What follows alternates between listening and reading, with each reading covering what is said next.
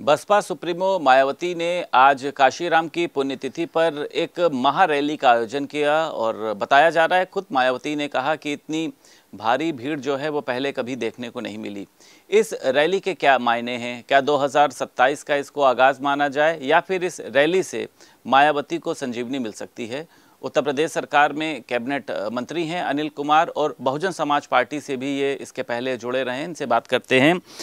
मंत्री जी, आप समझ सकते होंगे बहुजन समाज पार्टी की रैली को, इसके क्या राजनीतिक मायने निकाले जा रहे हैं? आपको लग रहा है कि उनका जो वोट बैंक खिसक रहा था इसलिए ये रैली की गई है, या 27 में दमखम के साथ वो चुनाव लड़ सकती? कुछ मायने हैं इस रैली के?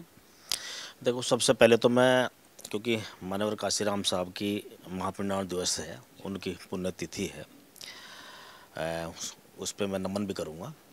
और बात रही, मान लो जो ये कार्यक्रम हुआ है, निश्चित रूप से कार्यक्रम ठीक हुआ है, लेकिन जिस प्रकार की उसमें बात निकल कर आई है 27 की, कि 27 में आप लोग जो है सरकार बनाने का काम करें, और कुछ लोगों को जिम्मेदारी भी मान लो बहन जी ने देने का काम किया है, लेकिन ग्राउंड की स्थिति मुझे नहीं लगता। भीड़ इकट्ठा होना कार्यक्रम में वो अलग बात है, वोट परिवर्तित होना वो अलग अलग चीज़ है।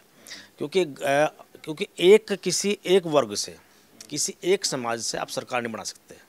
बहुजन समाज पार्टी ने जब 2007 में जब सरकार बनाने का काम किया था, उस समय सभी समाज के लोगों ने बहुजन समाज पार्टी को वोट देने का काम किया था, इसलिए पूर्ण बहुमत की सरकार में अकेले दम पर आई थी। लेकिन आज ग्राउंड पर ऐसी स्थिति नज़र नहीं आती कि कोई अन्य समाज जो है बहुजन समाज पार्टी के साथ जुड़ रहा है या जोड़ने की कोशिश की जा रही है। विशेष बात है कि बहुजन समाज पार्टी के लोग जोड़ने की कोशिश भी नहीं करते। तो मुझे लगता है कार्यक्रम होना अलग से कार्यक्रम हुआ है। कोई मैजिक जो है आपको लगता नहीं है कि मायावती का इस रैली से चलने वाला है? कोई जो भीड़ है वो वोटर में परिवर्तित होने वाली? आप मानते हैं ये रैली जो है वो पूर्ण रूप से फ्लॉप रहेगी? नहीं, देखो, मतलब जो संदेश उन्होंने देना चाहा, अब उनके कार्यकर्ता ग्राउंड पर जाके कितना काम करेंगे, यहाँ भी तो सवाल है ना। भाई, बहुजन समाज पार्टी के लोग ग्राउंड पर दिखाई देते नहीं। रैली होना अलग बात है, पूरे प्रदेश से, पूरे देश से लोग आ गए। आकाश आनंद को भी यूपी की अब जिम्मेदारी दी जा रही है, अन्य राज्यों में तो उन्होंने किया ही, तो आकाश आनंद भी कोई कमाल नहीं कर पाएंगे? आज तो सब मंच पे रहे। आकाश आनंद जी तो काफ़ी दिन से जिम्मेदारी संभाल रहे हैं, लेकिन बहुजन समाज पार्टी का रिजल्ट तो लगातार जीरो है। आप 24 का रिजल्ट देख लो, उसमें भी रिजल्ट जीरो रहा है। इससे पहले 22 का जब चुनाव हुआ, मात्र एक विधायक उमाशंकर जी आए हैं, वो भी अपने दम पर जीत कर आए हैं। तो मुझे नहीं लगता ऐसा होगा। यूपी में ये संदेश क्या देना चाह रही है मायावती? लंबे समय से आपने क्या जो उनका बेस वोट है, जो एक तरह से चला गया, उसको इंटैक्ट करने की इनकी कोशिश है। आपको लग रहा है कुछ मजबूरी हो सकती है 2027 के विधानसभा चुनाव के लिए, कि लोगों को दिखाना है कि बहुजन समाज पार्टी भी मैदान में है? देखो, लगातार जब बहुजन समाज पार्टी कमज़ोर हो रही है तो दिखाने की आवश्यकता, तो मुझे लगता है दिखाने की आवश्यकता का एक प्रयास हो सकता है। भारी भीड़ यहाँ पर रही। समाजवादी पार्टी आरोप लगा रही है कि भाजपा ने जो है वो पूरा इनको फाइनेंस किया है और पूरी मदद कर रही है, बसेस लगवाने से लेकर भीड़ लाने से लेकर। आप लोगों पर आरोप लग रहा है? नहीं, भारतीय जनता पार्टी क्यों से फंडिंग करेगी, क्यों सहयोग करेगी? उन्होंने अपने दम से किया जो भी किया है।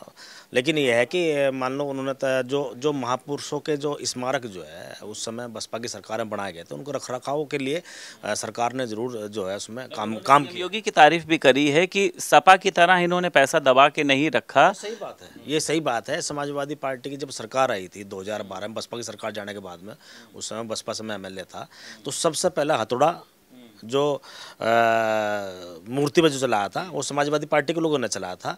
और ये भी कहा था कि भाई जितने भी ये स्मारक बने हैं, जो अम्बेडकर पार्क बने हैं, इनको जो है एक मैरिज हॉल में जो है तब्दील कर देना चाहिए। तो इस तरह की बातें, मतलब इस तरह की मानसिकता तो इनकी है ही पहले से ही। अच्छा, ये भी उन्होंने कहा है कि बसपा जब गठबंधन में चुनाव लड़ती है तो दूसरे दल की मजबूती ज़्यादा होती है, हमको वोट कम मिलता है, तो इस बार का विधानसभा चुनाव बसपा अकेले लड़ने जा रही है। भाजपा को लगता है कि इस रैली से या जो वोटर मायावती का होता था, कोर वोटर, वो उधर चला जाएगा, इनके अकेले विधानसभा चुनाव लड़ने से आपका कोई नुकसान होगा? नहीं, हमारा कोई नुकसान नहीं है। बहुजन समाज पार्टी पहले से लगातार चुनाव लड़ रही है। ऐसा थोड़ा ये बहुजन समाज पार्टी स्वीप कर रही है, ऐसा तो कुछ नहीं है। खाली अपनी सीटें नहीं छोड़ रही, लगातार हर सीट पर चुनाव लड़ती है।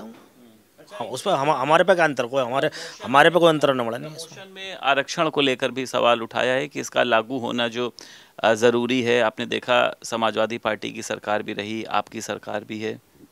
नहीं, हम लोग तो पहले से कहते हैं कि रिजर्वेशन प्रमोशन का जो बिल था वो समाजवादी पार्टी के ही दलित एमपी से समाजवादी पार्टी ने फड़वाने का काम किया था।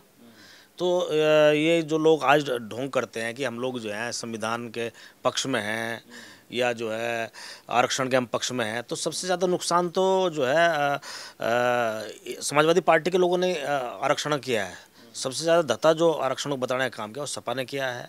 जितना संविधान को रौंदने का काम किया है वो समाजवादी पार्टी सरकार ने किया। इस रैली से समाजवादी पार्टी कांग्रेस का नुकसान हो सकता है कि जो पिछड़ा दलित इनकी तरफ भाग रहा था वो अब मायावती की तरफ जो है आएगा, नुकसान होगा इनका विपक्ष।